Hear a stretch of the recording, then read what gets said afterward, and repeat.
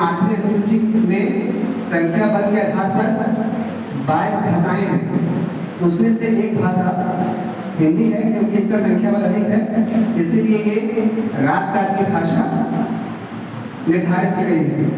सरकारी कामकाज के लिए इस भाषा को चुना गया है। चूंकि यह 14 सितंबर 1949 को इसका सरकारी घोषणा संवैधानिक रूप से हुआ था, इसलिए हम लोग हर वर्ष 14 सितंबर को राष्ट्रीय हिंदी दिवस मनाते हैं।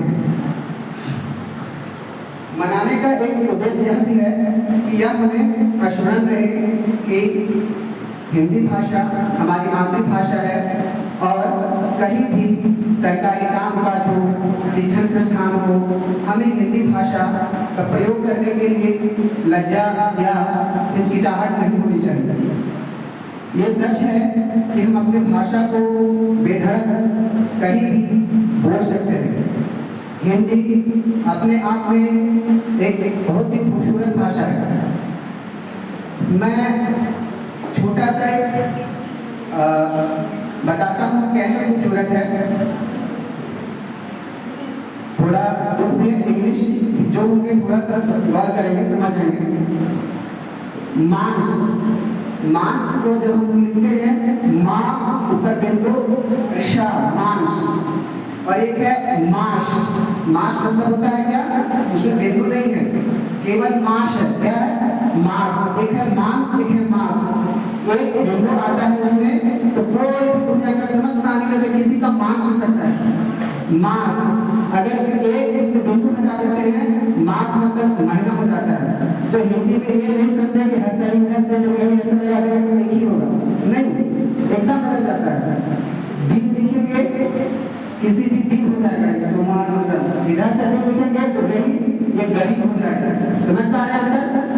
तो हिंदी बहुत सुंदर भाषा है, ठीक है। हम लोग को लिखते समय हमेशा ये संज्ञान रहे कि हम लोग इसका प्रयोग कैसे कर रहे हैं। मैं इस मौके पे कुछ बोलना नहीं चाहता हूँ। एक कुछ प्रश्न है, क्योंकि मैं पैसे से अभी तो मैं शिक्षार्थी हूँ और जो मेरा पेशा है वो लेखन है। प्रश्न पूछना खासकर लिखकर मेरा आदत रहा है, तो मैं कुछ प्रश्न पूछता हूँ आपसे। पहले बार हम लोग पहले मैं जब छोटा था, दादा दादी, माता पिता सब लोग कहानी सुनाते थे घर में ताकि नींद आए। अभी क्या हो रहा है, शिक्षण संस्थानों में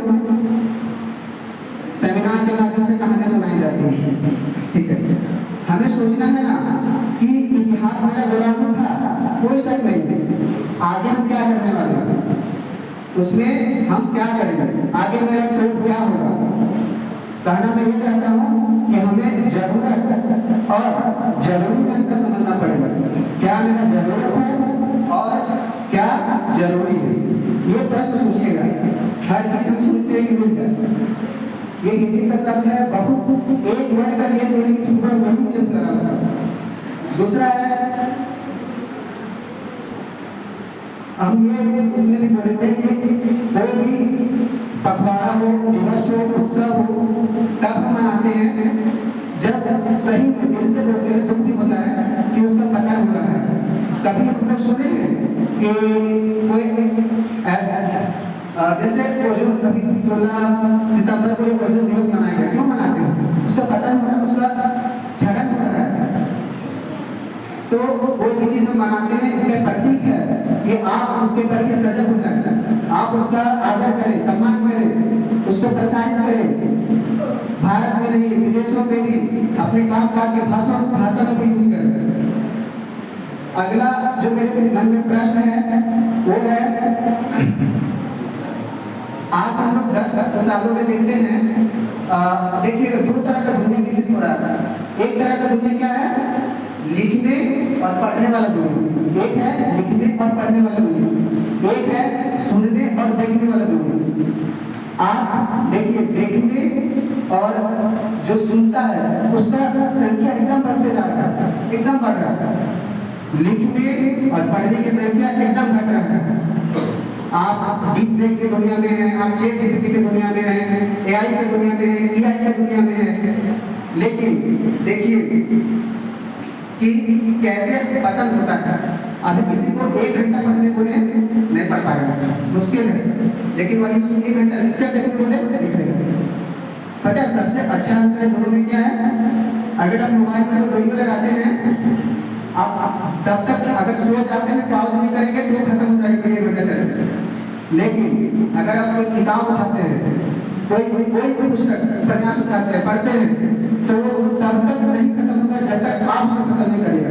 आप अगर सो गए, अध्याय वही बंद हो जाएगा, आप उठे फिर वही शुरू कर सकते हैं।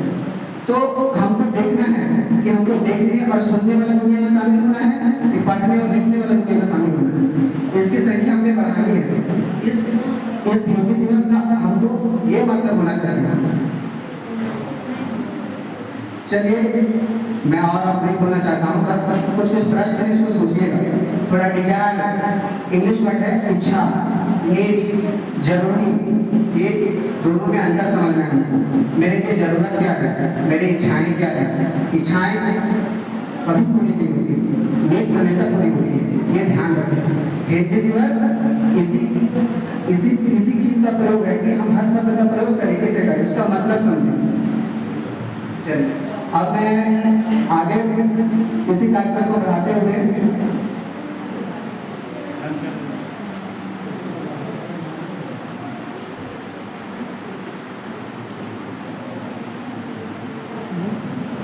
संगीत के लिए एकीकृत बीएड की छात्रा ईशा कुमारी को आपके समक्ष